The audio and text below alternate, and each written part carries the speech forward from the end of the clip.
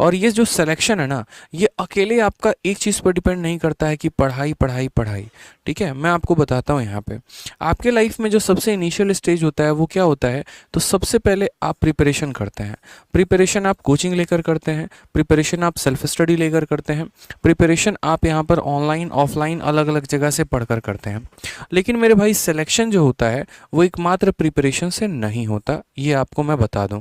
आप मुझसे क्या, आप किसी भी टॉपर से पढ़ेंगे जिसने बहुत अच्छा स्कोर किया होगा, ठीक है, तो आप उनसे भी एक बात पूछेंगे कि भैया आपका सिलेक्शन कैसे हुआ, क्या हुआ। हमेशा एक बात आपको मिलेगी ज़रूर कि प्रिपरेशन से कई गुना ज़्यादा हमने प्रैक्टिस पर काम किया।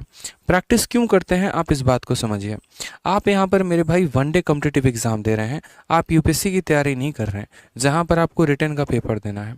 और इस वनडे कॉम्पिटिटिव एग्जाम में क्या होता है, सारे के सारे क्वेश्चंस आपके ऑब्जेक्टिव होते हैं।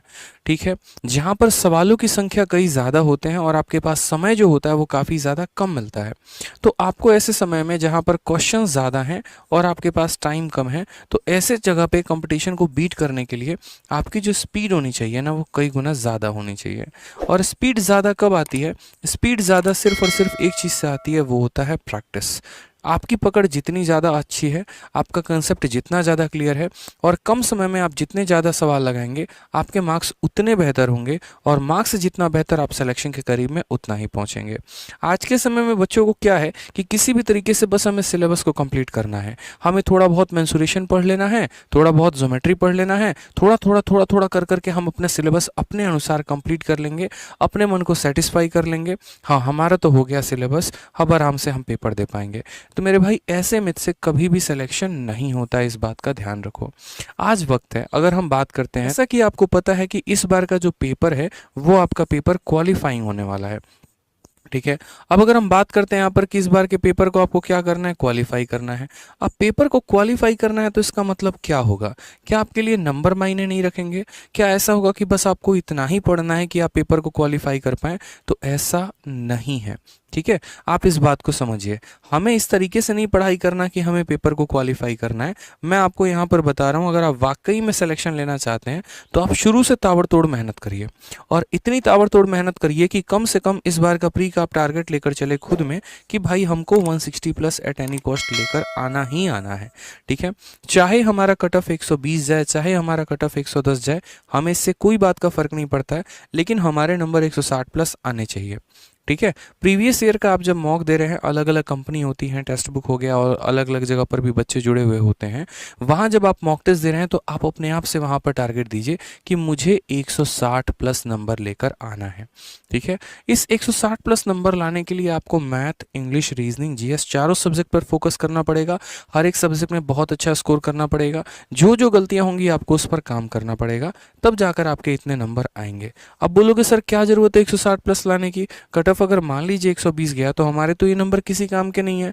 मेरे भाई काम के हैं, यहाँ पर नहीं है लेकिन मेंस में ज़रूर है। ऐसा तो होगा नहीं ना कि कोई बच्चा प्री में 110 नंबर लेकर आएगा और मेंस में उसके पूरे के पूरे नंबर आ जाएंगे, ऐसा पॉसिबल है क्या? मेंस में भी तो अच्छा वहीं स्कोर करेगा ना जिसका प्री का स्कोर बहुत अच्छा होगा। और एक और बात आप समझिए, तो प्री के काफ़ी समय के बाद, मतलब काफ़ी कम समय आपको मिलता है मेंस के लिए, तो उस कम समय में आप यहाँ पर या तो अपना सिलेबस ही कंप्लीट कर पाओगे या प्रैक्टिस कर पाओगे, तो उसमें ज़्यादा समय आपके पास होता नहीं है। और इस बार तो मेंस में 2 और सब्जेक्ट आपके जुड़ चुके हैं, तो इस वजह से आपके पास समय और कम होगा, सिलेबस कई ज़्यादा होगा।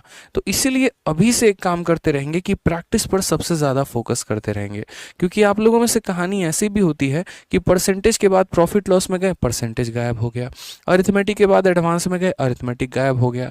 तो पेपर के समय तक आप उसको रिटेन कैसे कर पाएंगे? तो पेपर के समय तक अगर आपको रिटेन करना है तो आपको मॉक टेस्ट देना ही पड़ेगा। ठीक है, मॉक टेस्ट में आप ऐसा कर सकते हैं कि जैसे सेक्शनल मॉक टेस्ट दे लीजिए, मैथ्स का एक सेक्शन का अलग मॉक टेस्ट हो गया, रीजनिंग का आप सेक्शनल लगा रहे हैं डेली की डेली, आप ऐसा भी कर सकते हैं, आप फुल लेंथ मॉक भी दे सकते हैं। आपका जो स्टडी का रूटीन होना चाहिए ना, वो आपका डेली कम से कम एक मॉक तो आपका इंक्लूड होना ही चाहिए रूटीन में। आज के समय में अगले 2 महीने तक जो बच्चा डेली मॉक दे रहा है, यूँ समझ लो उसका ग्राफ एकदम ऐसे धीरे धीरे धीरे धीरे करके बहुत ऊपर तक जाएगा। क्यों? क्योंकि वो तो पढ़ाई कर भी रहा है, साथ में यहाँ मॉक देकर 60 मिनट के अंदर पूरे 100 सवालों का भ्रमण कर रहा है, जिसमें 25 मैथ, 25 इंग्लिश, 25 रीजनिंग, 25 जीएस, सभी के सभी 100 सवालों को बहुत ही बेहतरीन तरीके से वो लगा रहा है।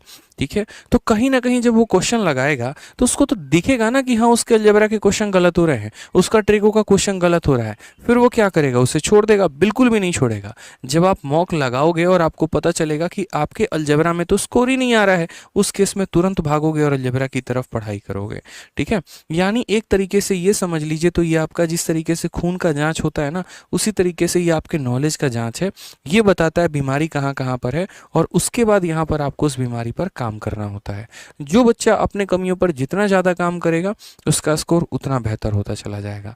तो आज से आप लोग अपने मन में ठान लीजिए एक बात, बहुत प्यारी सी बात है, कि आज से हम पढ़ाई तो करेंगे ही करेंगे, साथ में हम डेली एक मॉक टेस्ट देंगे ताकि हमारा लेवल इम्प्रूव हो।